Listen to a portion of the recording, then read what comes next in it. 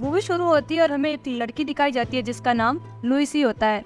लुइसी की एक बेटी पैदा होती है जिसे वो बहुत प्यार करती है, लेकिन बदकिस्मती से उसकी बेटी को कैंसर हो जाता है और छोटी ही उम्र में उसकी मौत हो जाती है। लेकिन फिर अगले सीन में हम देखते हैं कि ये सब तो लुइसी का एक सिर्फ रीजन था। लेकिन इस सीन को देखने से ऐसा लगता है कि जैसे लुइसी का कोई पास्ट हो, लेकिन हकीकत ये है कि अब तक ऐसा कुछ भी नहीं हुआ था। ये लुइसी अभी तक सिंगल है, उसकी शादी नहीं हुई है और जो विजन उसे आया था वो तो उसका फ्यूचर था, यानी कि उसको फ्यूचर में उसके साथ सेम ऐसा ही होगा, यानी उसकी एक बेटी होगी और कैंसर की वजह से उसकी छोटी उम्र में ही मौत हो जाएगी। लेकिन फिलहाल लुइसी ये बात समझ नहीं पाती कि आखिर उसके साथ ऐसा क्यों हो रहा है। अभी प्रेजेंट टाइम होता है और लुइसी एक यूनिवर्सिटी में बच्चों को पढ़ाती है, साथ ही साथ वो एक लिंग्विस्टिक एक्सपर्ट भी है। लिंग्विस्टिक एक्सपर्ट वो होता है जो बहुत सारी लैंग्वेजेस के बारे में जानता हो। अब जब लुइसी यूनिवर्सिटी में पढ़ा रही होती है तो तभी उसे न्यूज से पता चलता है कि एलियन के 12 स्पेसशिप दुनिया में अलग अलग जगह पर उतरे हैं। अब इस वजह से पूरी दुनिया ही काफी परेशान है। एलियन की वजह से हर तरफ अफरा तफरी मची हुई है, क्योंकि एलियन स्पेसशिप यहाँ पर आ तो गए लेकिन उनमें किसी भी किस्म की कोई भी हरकत नहीं हो रही, जिसकी वजह से दुनिया के सारी कंट्रीज को डाउट होने लगता है कि यही उन कंट्रीज को जहाँ जहाँ ये एलियन स्पेसशिप आए हैं, हर कोई यही सोच रहा है कि हर किसी का एक ही सवाल है, आखिर ये एलियन जमीन पर क्यों आए हैं, इनका क्या मकसद है। और अगर उनका जमीन पर आने का मकसद इंसानों को मारना, उनको खत्म करना होता तो फिर जरूर कोई ना कोई हरकत करते या फिर अटैक करते, लेकिन अभी तक उन्होंने कुछ नहीं किया। यहाँ तक कि उनकी जो स्पेसशिप हैं वो भी पूरी तरह से जमीन पर लैंड भी नहीं हुए, यानी जमीन में और उनके स्पेसशिप में थोड़ा सा गैप है, यानी वो हवा में स्टेबल हो गए हैं। फिर हम लुइसी को देखते हैं जो कि यूनिवर्सिटी से अपने घर वापस आ जाती है और वो टीवी पर यही वाली न्यूज़ देख रही होती है, यानी एलियंस वाली। नेक्स्ट डे जब वो दोबारा से यूनिवर्सिटी जाती है तो वो देखती है कि आज यूनिवर्सिटी में कोई भी नहीं आया, पूरी की पूरी यूनिवर्सिटी खाली है, क्योंकि यूएस की गवर्नमेंट ने हर जगह पर लॉकडाउन लगा दिया है।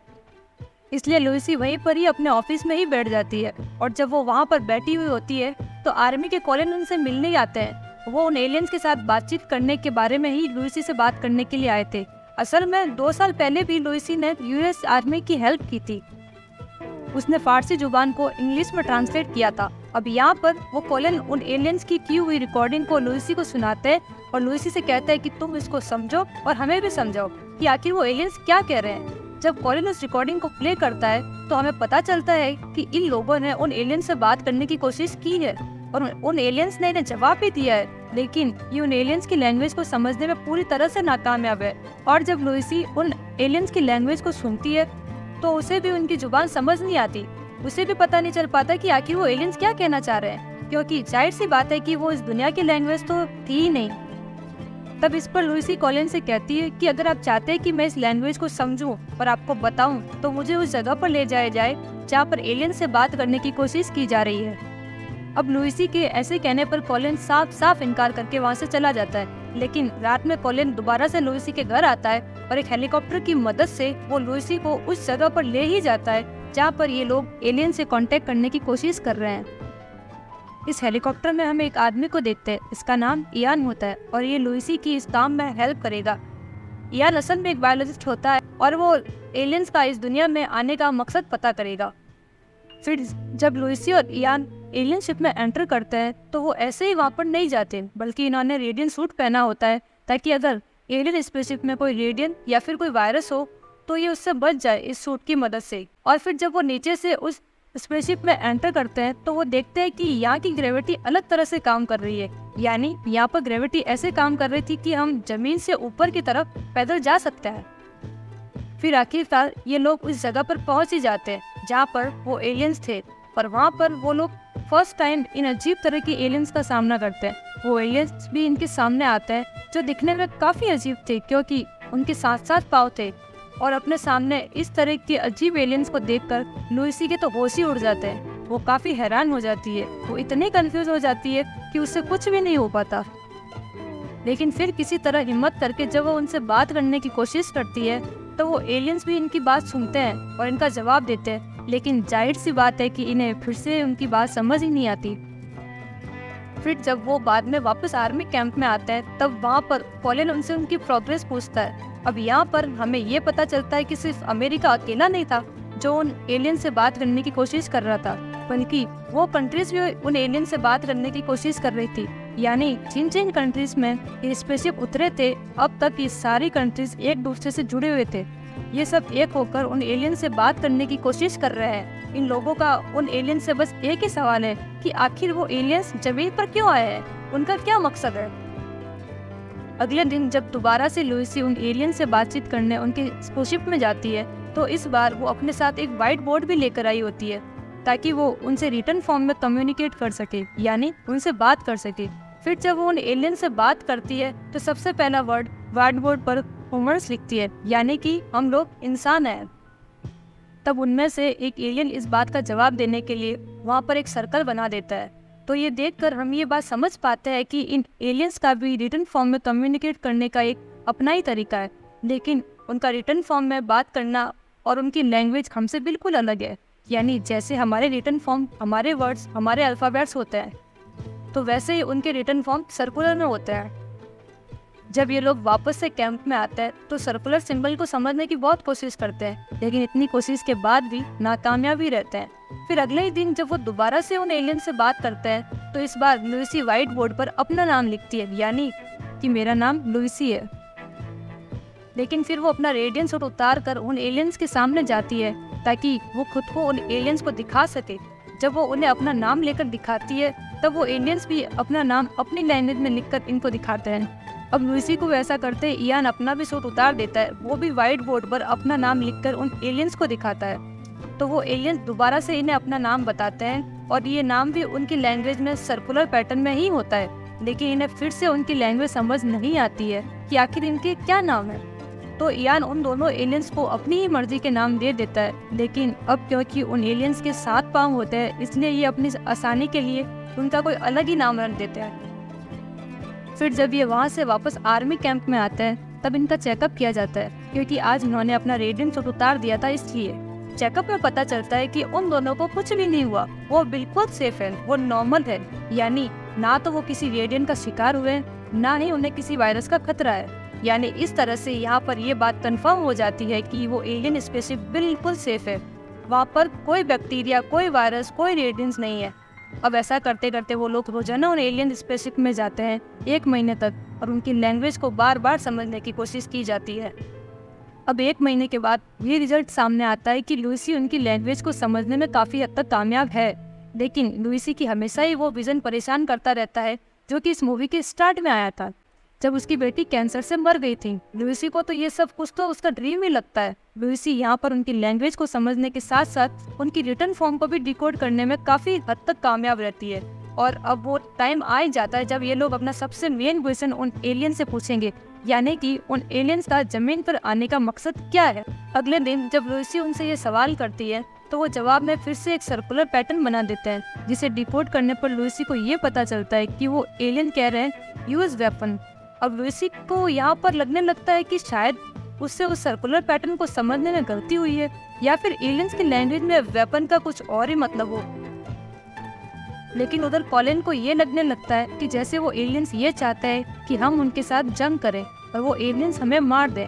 लेकिन लुइसी का अभी भी यही मानना था कि शायद मुझसे कोई गलती हो गई है उनकी लैंग्वेज को समझने में। फिर जब बाकी कंट्रीज को ये बात पता चलती है कि उन एलियंस ने वेपन्स को यूज करने के लिए कहा है, तो हर तरफ डर, खौफ फैल जाता है और सबको लगने लगता है कि अब वो एलियंस इन पर लाजमी हमला करेंगे। और अब तक जो सारी कंट्रीज एक दूसरे से कांटेक्ट में थी, यानी जो एक होकर अपना काम कर रहे थे, वो अब एक एक करके अपने ही दौर पर एलियन से निपटना चाहते हैं। सबसे पहले चाइना सारी कंट्री से अपने ताल्लुक तोड़ लेता है और अपने दौर पर एलियंस पे हमला करने की तैयारी करता है। अब चाइना को देखते हुए बाकी कंट्रीज भी अपना ताल्लुक सबसे तोड़ लेती है और एलियंस के खिलाफ जंग की तैयारियां शुरू करने लगते हैं। उधर यूएस में कुछ आर्मी ऑफिसर एलियन स्पेसशिप में टाइम बॉम्ब लगा देते हैं, लेकिन लुइसी और इयान को अभी तक यही लग रहा था कि उनसे कोई भूल हो गई है उनकी लैंग्वेज को समझने में।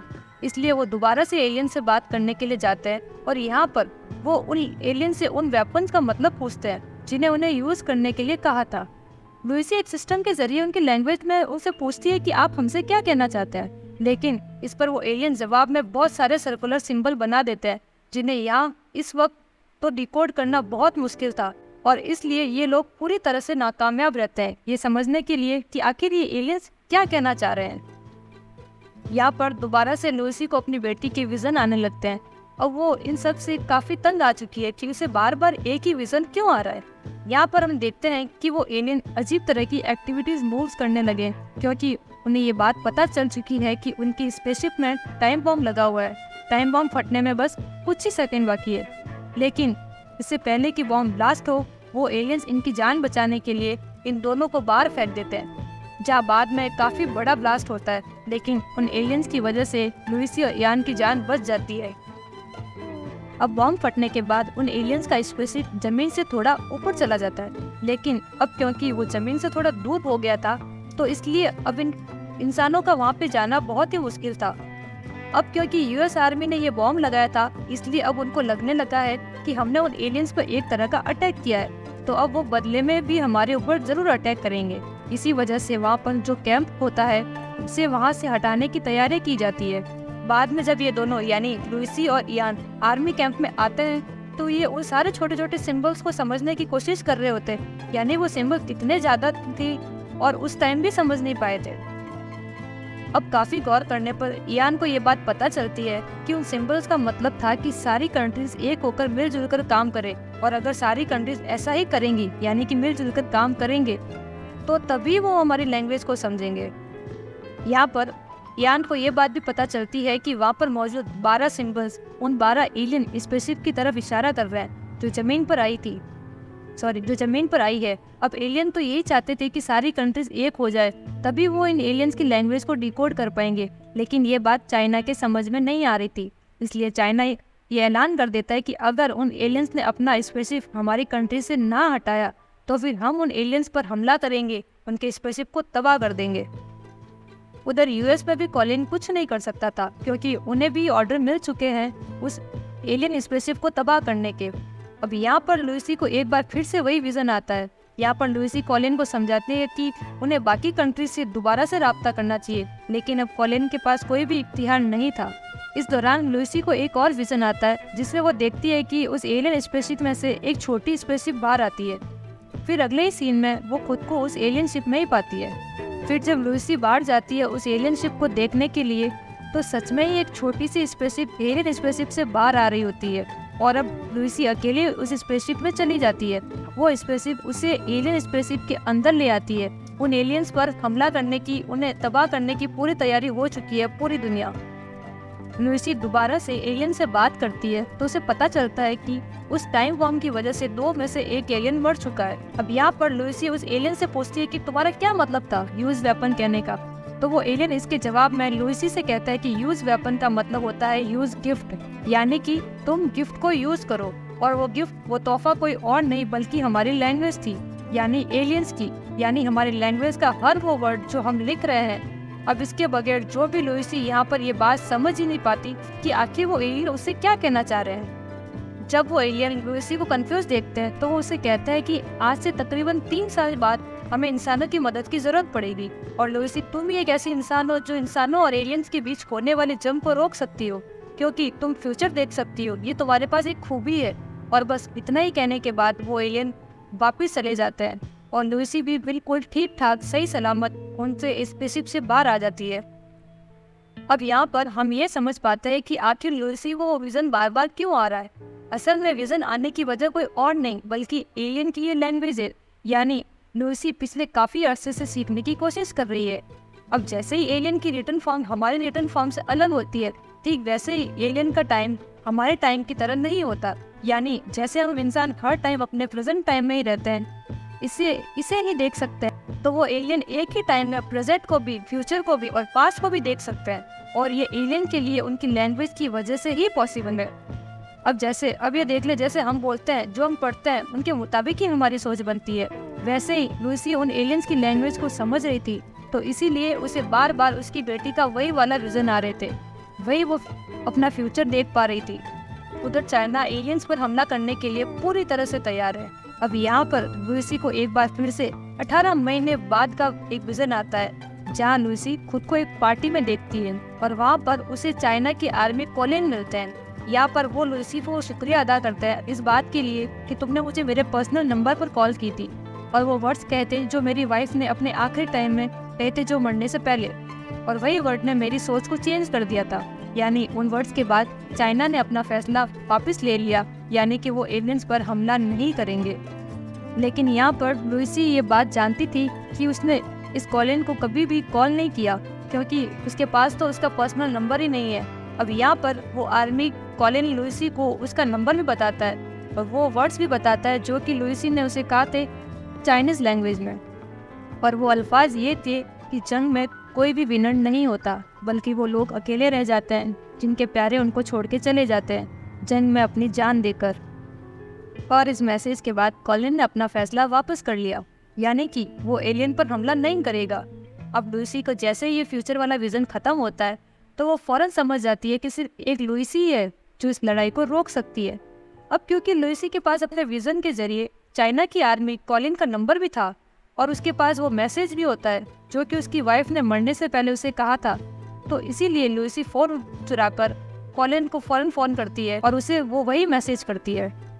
अब लुइसी के ऐसे करते ही वैसे ही हो जाता है जैसे कि उसने अपने फ्यूचर में देखा था, यानी कि चाइना अपना फैसला वापस ले लेता है, यानी कि अब वो एलियन पर हमला नहीं करेगा। अब चाइना के ऐसे करते ही बाकी कंट्रीज भी ऐसा करती है, यानी कि अब वो एलियन पर हमला नहीं करेंगे, यानी कि अब सब कुछ नॉर्मल हो जाता है। अब ऐसे होते ही पहले तो वो एलियंस अपनी पोजीशन को चेंज करते हैं और फिर बाद में खुद ब खुद ही हवा में कहीं पर गायब हो जाते हैं। अब एक बार फिर से पूरी दुनिया में खुशियाँ ही खुशियाँ फैल जाती है। अब लुइसी बाद में उन एलियंस की लैंग्वेज के बारे में एक बुक भी लिखती है ताकि बाकी दुनिया भी उन एलियंस की लैंग्वेज को समझ सके। अगले सीन में हम देखते हैं कि लुइसी को फिर से एक विजन आता है जिसमें वो दोबारा से अपनी बेटी को देखती है, और जब वो अपनी बेटी के फादर यानी कि अपने हस्बैंड को देखती है तो उसे पता चलता है कि उसके फ्यूचर में होने वाला उसका हस्बैंड कोई और नहीं बल्कि इयान है। अब लुइसी को बड़े अच्छे से पता है कि आगे जाके उनकी एक बेटी होगी जिसे कैंसर होगा और छोटी ही उम्र में उसकी मौत हो जाएगी। अब सारी सच्चाई जानने के बावजूद भी लुइसी फिर से इयान से ही शादी करती है, यानी वो खुद को उस फ्यूचर के लिए तैयार कर लेती है। अब हालांकि बेटी को खोना उसके लिए काफी बड़ा दुख होगा, लेकिन इसके बावजूद भी वो इसके लिए पूरी तरह से तैयार थी। वो इयान को अपना हस्बैंड समझते हुए उसे अपने गले से लगा लेती है।